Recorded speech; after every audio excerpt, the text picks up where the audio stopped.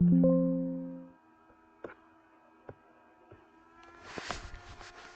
morning everyone, I am Neha. My assignment topic is first come first serve. First come first serve, the process that arrive first in the ready queue is executed first. It allows the natural rule whoever comes first gets the CPU first. It is based on first in first out. These algorithms work exactly like a queue at a ticket counter where the first person in line is served first. It is non-preemptive scheduling. Once a process starts execution on the CPU, it cannot be interrupted until it completes its first entire burst time.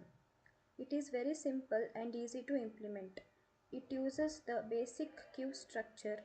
Processes are inserted at the end and removed from the front.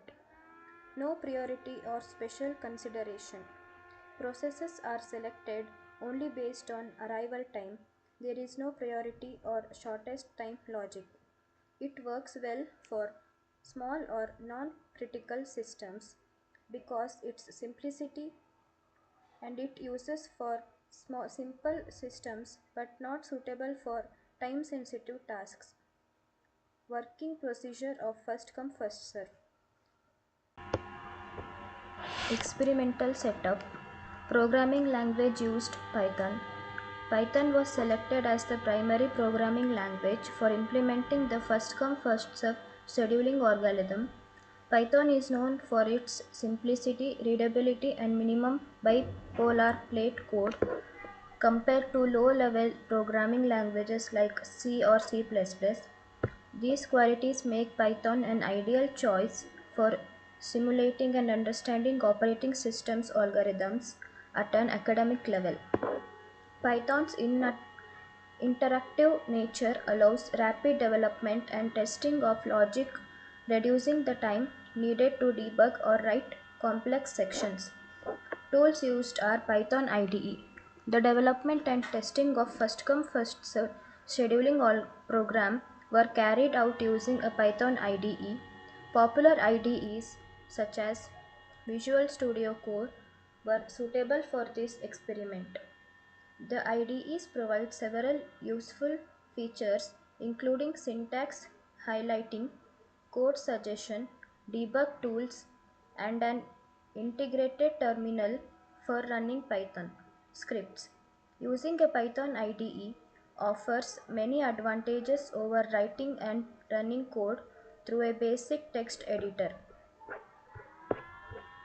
The IDEs offer many errors clearly, helping students correct logical or formatting mistakes quickly.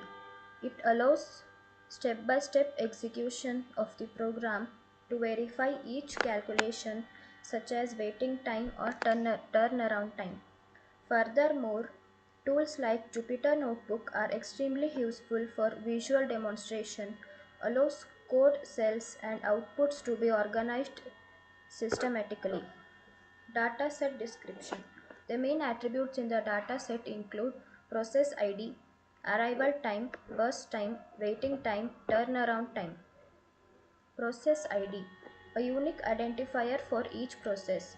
This helps distinguish processes in table and Gantt charts. Arrival time, the time at which a process enters the ready queue.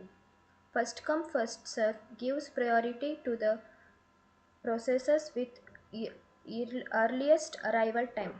Burst time, the CPU execution time required by each process. Longer burst time affects waiting time and scheduling order. Waiting time, the total time a process wait in the ready queue before its execution begins. This is called this is calculated using difference between service time and arrival time. Turnaround time, the total time taken by a process from entering the system to completing execution. This includes both waiting time and burst time. Step 1. Collect processes information. Take all processes and note down its process ID, arrival time, and burst time. This forms the input for scheduling. Next, sort the processes based on the arrival time.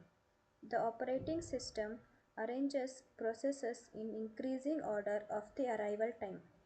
The processes that arrive earliest in placed first in the ready queue.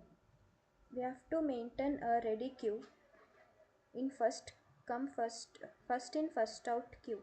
The sorted processes are placed inside a FIFO queue. The CPU always takes the processes from the front of the queue. Start the execution for the first process. The first process begins execution immediately at its arrival time or at 0 if it is arrives early. Calculate start time for each process. For each process, if the CPU is ideal when it arrives, start time is equal to arrival time. If the CPU is busy, start time is equal to completion time of the previous process. Calculate completion time. When a process starts executing, it runs until it finishes. So the completion time is equal to start time plus burst time. Complete turnaround time TAT. Calculate the turnaround time. Turnaround time tells how long the processes stayed in the system. Turnaround time is equal to complete time minus arrival time. Next, calculate the waiting time. Waiting time is how a process waited in the ready queue. Waiting time is equal to turnaround time minus burst time. Next, we prepare a Gantt chart. The Gantt chart shows the order in which processes are executed and when they started and ended. Continue until all the processes are completed. The CPU keeps picking all the next processes from the queue until every process has completed execution. This is the code of the algorithm.